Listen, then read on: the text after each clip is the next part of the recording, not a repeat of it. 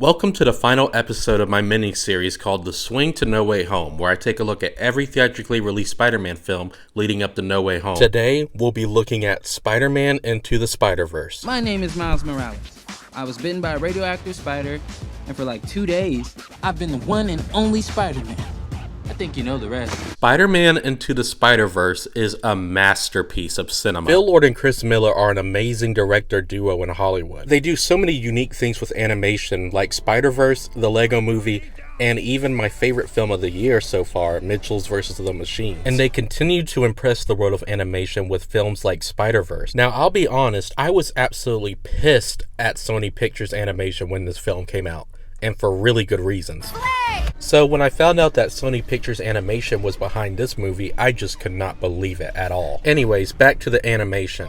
The animation in this movie is a visual, stunning masterpiece. I love realistic animation, but for some reason it's getting kind of stale to me, so seeing Spider-Verse's animation and how it's groundbreaking is really something fascinating. It pushes the envelope on how unique animation can still be. Other Spider-Man films, I feel like I'm watching a superhero movie, but with Spider-Verse, I feel like I'm watching a superhero movie and a comic book at the same time. The feel grain and textures just make this movie feel like a real-life comic book on the big screen. Every single shot and every time the camera moves, it feels like I'm looking at a panel on a comic book page, and when it goes to the next scene, it feels like I'm flipping the page myself. There's little subtleties to the animation that make this even more like a comic book, from text bubbles to just random words appearing. But it's not just all style over substance. The actual story and characters are written extremely well too. Miles is a strongly written protagonist, and Peter B. Parker is just absolutely hilarious and endearing. Also, Peter B. Parker is voiced by Nick Miller from New Girl, so that's awesome. I am not a successful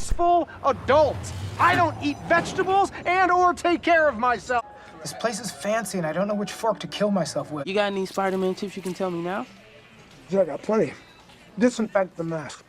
You're gonna want to use baby powder in the soup, heavy on the joints. You don't want any chafing, right?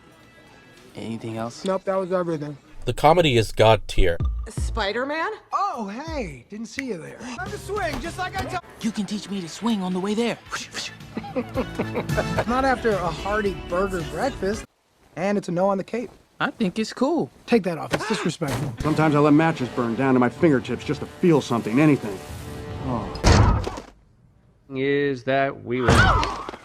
But I handled it like a champion. Did you know that seahorses, that they mate for life?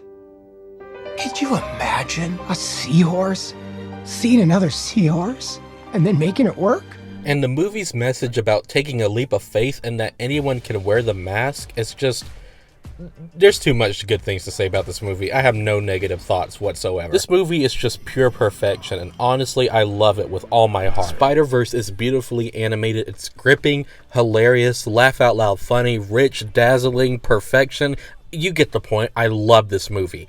Spider-Man Into the Spider-Verse is not only one of my favorite superhero films of all time, but one of my favorite movies in general.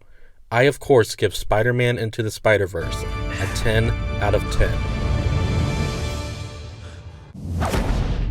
It's been a lot of fun reviewing all of these Spider-Man films leading up to No Way Home. This concludes our series. Thank you guys so much for watching, and I'll see you guys Friday night when I take a look at No Way Home.